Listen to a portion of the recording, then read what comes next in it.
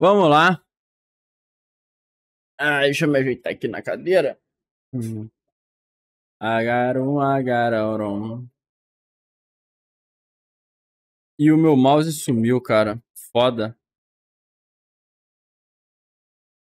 SCP-189. Hair-Imitating Parasite. Eu escolhi esse aqui porque eu tô assistindo o Parasite e tô achando muito bom, cara. Hoje eu assisti mais um episódio e eu tô gostando muito. Inclusive, é no próximo episódio que eu parei. Eu não assisti metade de Parasite, não, velho. Eu assisti menos da metade. Eu achei que eu tinha assistido a metade, mas hoje eu assisti o episódio... Hoje eu assisti o episódio 5, cara. Eu parei, foi no episódio 6.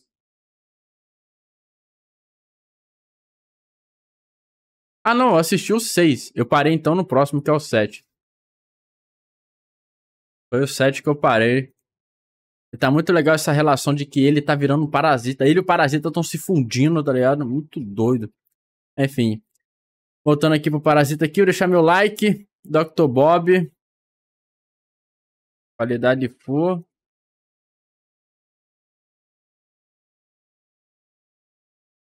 Que isso, cara? Vamos lá. Play. The scientist pulls his hand away sharply, unable to believe his own eyes. Calma aí, calma aí. Configurar certinho aqui, só para não ter problema, né? Tá, vamos lá. The scientist pulls his hand away sharply, unable to believe his own eyes. There's no way he just saw what he thinks he did. The dog's fur couldn't have moved on its own. Perhaps it was just his gentle stroke over her coat, her skin shifting beneath, or... No, it's a trick of the light. It has to have been. How else do you explain it? The dog sits, unfazed, clearly the same as she's always been. But a whimper reaches the scientist's ear. Even a man with the strongest willpower in the world would have felt his heart melt at the sound. She wants to be petted again, and her owner quickly obliges her.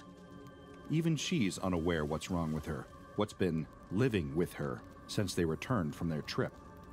The scientist offers another light, cautious pet, but the dog isn't satisfied with such a meager offering. She whines again, letting him know she still hasn't received enough affection. So he reaches his hand out a third time and pats it against her fur. The dog lowers her head, resting it against his knee where he sits, contented. Under his palm, her owner tussles her smooth, well-groomed coat until he feels something tiny lash at his hand. It only lasts a split second, a fraction of a moment of time, but he feels it. A quick sensation, like touching the barb of a bee's stinger, if only for less time than it takes the clock on the wall to tick.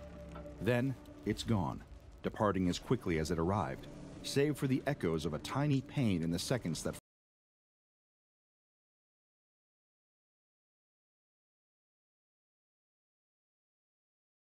Tá tudo certo aí o vídeo? Departing as quickly as it arrived, save for the echoes of a tiny pain in the seconds that follow, each punctuated by the sound of the clock. The scientist looks at his palm, still feeling it, or feeling its absence, he isn't sure. But as far as his eyes can tell, there's nothing there. He looks at his dog, leans closer to her to see her fur, while cautiously putting a reassuring hand on her back. And this time, he's close enough to see them move. Shifting, slithering, bristling among the dog's hide, enough of them together that their individual movement is clear to see with the naked eye. It takes the scientist a moment to realize his other hand, the one he'd pet his dog with, had gone to his mouth in disbelief. Now they were living on him, too. Over the months that pass, he's never... Ih, o cara é um animal, o cara é burro, velho. O cara enfiou a mão na goela, velho. Não pode fazer isso não, velho. Pediu pra ser contaminado. Once aware just how many there are. He never notices, shaving, trimming as usual, without so much as a hair seeming out of place.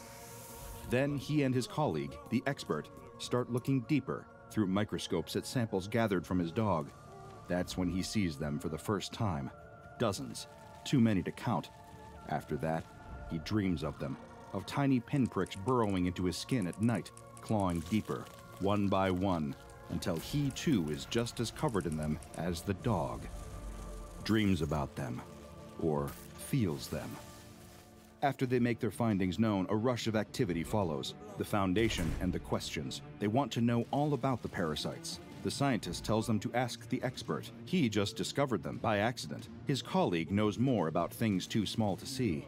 Then, one day, after dozens spent answering the same questions over and over again, the scientist is told by the Foundation that he's being taken elsewhere, somewhere he can help them in their efforts to understand the parasites.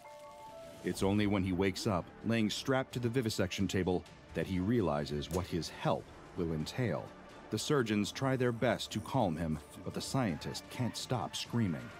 They offer platitudes and false promises that everything will be all right as they pin down his flailing arms in their restraints. The scalpels mark out segments that are then pulled away and put in jars, samples taken to be examined under a microscope. Still, the scientist screams, because now he understands. They're living on him now, too. They're living under his skin. The SCP Foundation has since given this parasitic species the designation of SCP-189, known colloquially among personnel as the aptly descriptive Hair-Imitating Parasite, or sometimes abbreviated as Parasite. By expanding on the research conducted by Dr. F and Dr. W, researchers working at the Foundation have successfully been able to observe and track the behavior of these parasites. Analysis has revealed SCP-189 is a type of parasitic roundworm that is capable of manifesting in any mammalian life form from dogs and cats to human beings. These parasites, as their colloquial name suggests, are capable of implanting themselves into a creature's body by camouflaging themselves as individual hairs, making them difficult to detect until it's too late. The infection process of SCP-189 typically begins when an uninfected mammal comes into direct contact with a creature carrying the hair-imitating parasites. A potential new host needs to be within close enough range to SCP-189 egg sacs in order for transmission to take place. These egg sacs require direct skin-to-skin contact, as each one is covered in a series of microscopic hooks. These hooks bear some similarities to those found on the cuticles of certain species of nematodes, small, worm-like parasites either found in animals and plants, living in soil, freshwater or marine environments, and even in vinegar, beer malts, and inside water-filled cracks deep within the Earth's crust. Upon making contact with an uninfected mammal, the SCP-189 egg sacs will become anchored to the surface of a new host's skin via those microscopic hooks. These eggs do, however, require a specific catalyst to hatch. Rather than new SCP-189 parasites being born the moment the egg sacs transfer onto skin, they won't emerge until coming into contact with a specific substance, sebum. Unfortunately, pô, é muito nojento, cara. Me dá agonia só de pensar que, pô, os cabelos, já pensou os cabelinhos tudo foram briga, velho? Pô, tá maluco, cara. Não dá não, velho. Tem uma coisa que eu tenho um pavor é de lombriga, velho.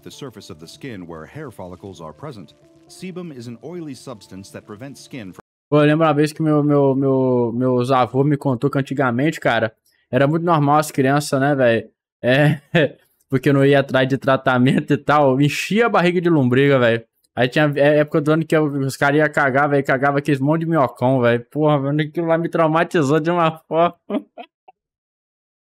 Puta viada, velho. Pelo menos uma vez por ano tem que tomar remédio pra lombriga, velho, pra evitar esse tipo de coisa, velho. Tá maluco, velho? Não. Saber que tem um vermezão lá andando no seu intestino, tá maluco, né? This does little to deter infections of SCP-189. Sebum will prompt anchored egg sacs to hatch, at which point the larvae inside will emerge and burrow into nearby hair follicles. Given the tiny, unobservable size of both the egg sacs and the emergent hairistic larvae, it is impossible to feel an SCP-189 infection as it occurs. Once burrowed beneath the skin inside a hair follicle, an SCP-189 larva will latch itself onto the base of the dermal papilla, beneath the root of a hair, located under the skin. Papillae are fed by capillaries, the smallest and most delicate blood vessels of the vascular system. These transport blood, nutrients, and oxygen to the various cells and mammalian organs and bodily systems, including supplying the papilla with the necessary ingredients to stimulate hair growth. Despite exactly how this has occurred, SCP-189 larvae have evolved to use the capillaries as a food source, as it grows over the course of 2 to 3 days. After this point, the now adult SCP-189 instance will have grown large enough to detach itself from the papilla. The fully matured worm will sever the hair fiber and essentially uproot an existing hair to quickly and discreetly take its place. As a fully developed adult SCP-189 instance, the parasite will fully envelop the papilla and the surrounding hair matrix, and then from that point onwards will feed on cells that are shed by the hair matrix. While these cells would, in an uninfected subject, form the hair fiber itself, an SCP-189 worm will use these to continuously grow longer without the subject's knowledge. Currently, SCP Foundation researchers are still baffled by how exactly this species of roundworm could have evolved, given how seamlessly it exploits the ordinary cellular behaviors of human beings and other mammals. Some theories among personnel suggest that SCP-189 was originally specifically biologically engineered to harness and feed on the typical hair-growing process by someone with an in-depth knowledge of how this bodily function occurs. There is, however, no evidence to support this notion, and staff are discouraged from speculating that these parasites were created intentionally via any anomalous means. While the remainder of the parasite exists beneath the skin, the only visible part of an adult SCP-189 instance is the worm's tail that extrudes outwards from the hair follicle inhabited by the parasite. The tail, resembling a hair, is able to camouflage itself by absorbing the pigments and keratin from the cells the parasite consumes. Keratin especially, as this is the protein that helps with the healthy growth of hair, as well as nails and the epidermis, the skin's outer layer. SCP-189 uses the body's natural keratin to form an outer cuticle, a thin protective layer that matches the pigmentation of an infected subject's hair. This allows for the parasites to avoid detection, as they are not only able to match the color of their host's hair, but the extruding tail of an SCP-189 worm is similar in diameter and length to a hair that would normally grow out of the follicle the parasite is burrowed into. Visually, this makes SCP-189 instances indistinguishable from normal hairs unless inspected more closely through the use of a microscope. Otherwise, a subject that has contracted an SCP-189 infection will be completely unaware that they are carrying an anomalous parasite, apart from other certain circumstances. For reasons that the Foundation is still yet to understand, while most instances of SCP-189 remain undetectable and are indistinguishable from hair, others will occasionally move independently. Some specimens of SCP-189 worms have been observed flexing their tails, coiling or uncoiling, and lashing their hair-like extrusions in response to certain tactile stimulation. It is unclear why some instances of these parasites will seemingly attack other organisms, and this behavior has only been observed in a handful of specimens. Loucura, Some Foundation experts in anomalous parasitology have suggested that the movements could be an involuntary response by the parasites to external stimuli, while others argue that it only occurs when an SCP-189 instance is threatened. Certain other proposed explanations for these movements have been expunged from the SCP Foundation Archive's entry on SCP-189. Unfortunately for those infected, and alarmingly for those who have observed them, SCP-189 infections are in no way benign. Far from it, actually, as instead of simply nestling under the skin and feeding on cells indefinitely, once SCP-189 parasites reach adulthood, they will begin the next phase of their life cycle. Similarly to other documented species of roundworms, SCP-189 instances are capable of creating and fertilizing their own eggs, producing between 1 and 3 at a time, which are then contained within a protective egg sac ready to be passed on to the next available host. The egg sacs themselves are similarly difficult to detect, as they are incorporated into the extruding tail that extends from beneath the skin. Once they become part of the hair-like tail, the egg sacs will develop their microscopic hooks as they mature. Then, once the tail grows to over 1 millimeter above the surface of the host's skin, they will be primed to pass on to a new subject. Fully developed SCP-189 egg sacs are loosely embedded in the tail's cuticle, and once they come into contact with the surface of a suitable host, its hooks will latch onto their skin and allow it to be pulled free from its parent. However, this process doesn't exclusively result in SCP-189 egg sacs passing from one host to the next. If the hooks are able to embed themselves in the skin of the current existing host, then these unhatched larvae will... O pior que eu achei que o bicho atacava internamente também, cara, porque quando ele caiu num SCP científico. Porra, que loucura, mano. Tá um vídeo bem complexo, cara. Eu achei que porque ele ressaltou o fato do bicho dele colocar a mão na boca, Eu achei que ia ser que nem na thumb, tá ligado? Não, assim, literalmente... Ali tá falando... Não, pior que ali tá falando do bagulho capilar, né, velho? Não tá destacando muito sobre os outros pelos do corpo, tá ligado? Mas acredito que sim também. Acho que... Na verdade não é capilar, né? Tá falando dos pelos em si, a raiz do pelo e tal. Acho que serve pro corpo inteiro. Mas... E se esses bichos caírem internamente? Porque nem ele destacou a mão na boca ali, tá ligado? Ainda tem metade do vídeo aqui, vamos ver se vai ter algo sobre. E de parasita sempre tem uma explicação bem interessante e científica. Pois é, velho.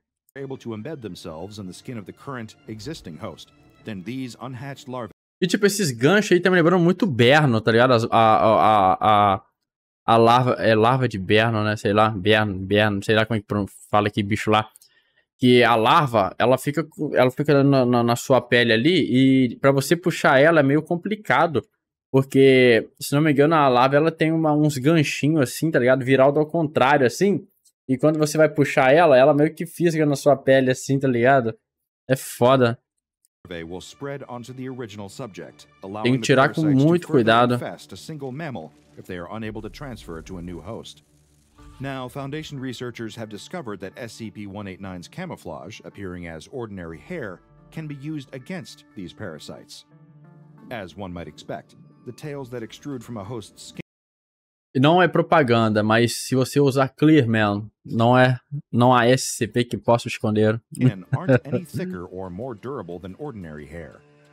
Similarly, the head, buried beneath the skin in the hair follicle, is not attached any stronger than the root of an ordinary hair. This means that, provided the Foundation are able to identify an SCP-189 infection before the worm produces eggs and either spreads or ainda não usei manual pra comprovar, velho. Também tem a Dr. Jones, né, velho? Caralho, tô me metendo um monte de patrocínio aqui, velho. De graça, nem me pagaram. Or the entire organism can be plucked out, or otherwise removed in the same way that ordinary hair can be. Once severed, the tail portion of an adult SCP-189 parasite can regenerate, growing a new head, becoming a separate instance of the worm. However, this is only possible if they are able to attach to a new host. Otherwise, they will starve and expire without access to capillaries of cells to feed on. Given that instances of SCP-189 that have their tails cut off can simply regrow this part of themselves, extraction of the entire organism is recommended by the SCP Foundation's trichology experts. Hair follicles containing active SCP-189 parasites can all die, owing to completely natural causes and conditions that can trigger hair loss. Any event that causes the loss of a follicle's hair similarly removes an SCP-189 parasite, forcing them to detach from their hosts, after which point they will usually die within an hour, although can last as long as 6 while separated from their previous host. Even dead adult instances of SCP-189 can pose an infection risk, though, as the eggs that they produce can remain viable for several years, meaning even if a new subject comes into direct contact with the deceased SCP-189 worm, its egg sac can still embed its hooks into their skin and pass on the parasitic infection. By far the most alarming characteristic of SCP-189 are their effects on an already dead mammal. Even if a host dies, SCP-189 specimens will continue to survive and feed on what is left of the creature's body by burrowing into their tissues. This can allow the parasites to continue to produce eggs and spread over the corpse, however, only until the deceased host begins to decay. Once this inevitable process begins, SCP-189 worms are killed by the toxins produced as the body breaks down post-mortem. However, they are still able to pass on to any that come into contact with the corpse before decay begins. In cases of SCP-189 infections in humans, coroners and morticians examining and handling bodies carrying the parasites quickly become the new host for parasite larvae. While their name has been expunged from Foundation records, the doctor responsible for the discovery of the SCP-189 parasites certainly wouldn't be quick to forget what they had uncovered. During a 6-month trip to a remote area of rainforest in a redacted... Ah, agora a origem, né, velho? Onde ele foi que pegou isso daí, né? Pra ter câncer, quero ver ele se camuflar. Caralho, é verdade, viado. Part of the world, Dr. F was intending to spend the duration of their time focused on their biodiversity study, and they would have had it not been for Kara. 3 years old at the time, Kara was Dr. F's pet golden retriever and had been brought along by her owner to join the expedition. During the trip, Kara became infected with numerous instances of SCP-189. As far as records indicate, Kara was the first known infectee of this rare species of parasite. This initially went unnoticed by Dr. F, who eventually returned to the United States with Kara alongside them. By this time, it was estimated that approximately 80% of the dog's hair follicles had been infested with the parasites. Human beings possess 5 million hair follicles over their bodies, equating to between 1,800 and 3,000 hairs per inch. Caralho. A dog can have 15,000 strands of hair per inch of skin. Several days after making their return to the United States, Dr. F noticed while petting Kara that the retriever's fur was moving, or more accurately, the parasites were. And the close contact likely passed on multiple instances of SCP-189 to the doctor. Recognizing the abnormal infection, Dr. F contacted a parasitologist, whose name is similarly redacted from Foundation files. Dr. W received an invitation to study the newly discovered organism, and alongside Dr. F, the two submitted an Pensa pelo lado bom, não vai ter piolho, né, velho? Porque o parasita vai atacar os piolhos, né, velho? Quer dizer, isso aí já conta como piolho, né? academic paper detailing Quimioterapia mata o verme. Upon receiving word of this paper, the SCP Foundation became aware of the existence of SCP-189 and responded by arresting both Dr. F and Dr. W. The pair were taken into Foundation custody, and their research materials, anything linking to SCP-189, were seized to prevent knowledge of these parasites being available to the public. Também não sei, velho. For some, being taken into Cachorro custody tem by muita the SCP testosterona, Foundation velho. would likely be the Vai last aguentar tanta anyone ever heard chupada. from them. Both Dr. F and Dr. W were instead recruited. Both became affiliated with the Foundation, and Dr. W was assigned to be the lead researcher in charge of SCP-189, given their background in parasitology. They were stationed in an undisclosed location to investigate indigenous populations of SCP-189 and determine solutions for their containment or extermination. Dr. F's whereabouts have been expunged from Foundation records. Presently, the Foundation has several samples of SCP-189 that it keeps stored at a classified cryogenic containment facility. Any samples kept at this facility that exceed an amount the Foundation is able to contain safely are to be destroyed via incineration immediately. Test subjects who have been infected with the parasite are kept in a sealed containment chamber with an airlock and chemical shower. Personnel that interact with these infected test subjects are required to wear standard NBC hazmat suits during their time inside, and must undergo a chemical shower before exiting the airlock and leaving the area. Whenever test subjects die, whether through the natural result of their infection or by termination, their bodies must be sealed in an airtight body bag, which will then be put through the same chemical shower prior to removal from the chamber. Then it is to be thrown into the incinerator. Should these containment measures fail, and a staff member find themselves unintentionally infested with SCP-189, they are to be quarantined in the same manner as test subjects. Ele ser a nova cobaia. Anti-parasitic agent 189-A. Caralho, If any velho. human or animal at a Foundation site is determined to have an infestation of SCP-189, every living being on site must be inspected according to procedure. Staff members should then be treated, while D-Class and non-SCP animals must be terminated and incinerated, after which the facility is to be cleaned thoroughly with anti-parasitic agent 189-A. Cases of SCP-189 found outside of the Foundation must be taken into custody and... Caralho, é verdade, velho. Se eles crescem no tamanho de cabelo natural, assim, tá ligado? Imagina nas mulheres, que as mulheres deixam esse cabelo e vai crescendo assim, tá ligado? Ou o parasitão ali do tamanho de uma...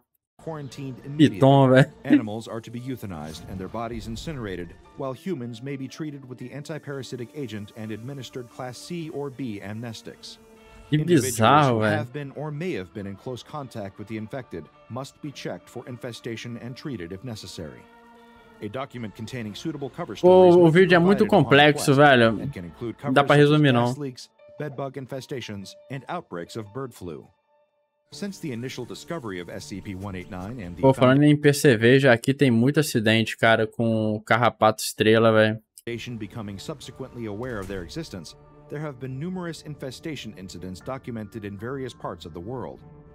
The source of infections outside of the SCP Foundation remains unknown. Theories range from the presumed existence of a previously unseen group of carriers transmitting the hair-imitating parasites to new infectees, or some other shared point of origin for these parasites, with some researchers suggesting there could exist a patient zero for infections, or an organism capable of spawning more instances of SCP-189, similarly to a queen in some insect populations. A considerable number of human beings and animals have been confirmed to have contracted one or more SCP-189 instances. The Foundation is working tirelessly to monitor outbreaks and ensure that the public remains unaware that there could be anomalous parasites living in their scalps. Check out the Dr. Bob Patreon and become a junior researcher today. Now go and watch another entry from the files of Dr. Bob, like SCP-420, Aggressive Skin Condition. Que doideira, cara. Pô, bom vídeo, velho. Maneiro, maneiro, maneiro. Gostei, velho. Um vídeo bem científico, né, velho? Bem diferente dos outros lá. E no cu. Pô, imagina ela fazendo cosquinha no rego, velho. No brioco, caralho. Pô, tu tá trancando o cu ali, aí o bicho interpreta como ameaça e ele vai dando aquelas pontadas lá, velho. Pá, pá.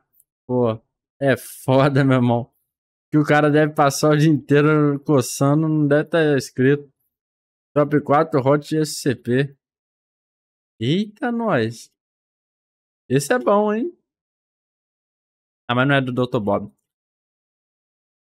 Um que acho mais da hora é o SCP, que é uma doença sapiente. Sem ciência. Sapiente seria o quê? Transforma um cara num sapo? Se fosse saliente, aí ia ser uma delícia. Cara, muito bom. Parabéns, Dr. Bob, pelo SCP. Cara, bem complexo, muito detalhe. Que loucura, velho. Cara, o foda é que ele não falou que o nível da ameaça falou. Se falou, eu não prestei atenção. Deve ter falado lá no início e eu perdi. Pô, isso aqui é um nível... Pra mim é nível vermelho, cara. Sabe por que nível vermelho? É muito difícil de conter, cara. Pô, conter infecção é muito difícil, mano. Mesmo com todos os cuidados do mundo, não dá pra conter 100% uma epidemia, tá ligado? Um vírus assim, velho. É só ver Covid, mano. Até hoje tem gente que pega Covid aí, mano. E até mesmo na época da pandemia, muita gente pegou, cara. Tá ligado? Mesmo se cuidando, fazendo tudo e tal. Não tem jeito, mano. Acontece. Um monte de notificação aqui, velho.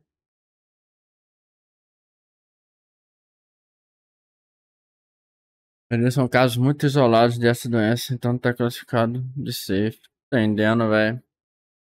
Enfim, muito bom, muito bom.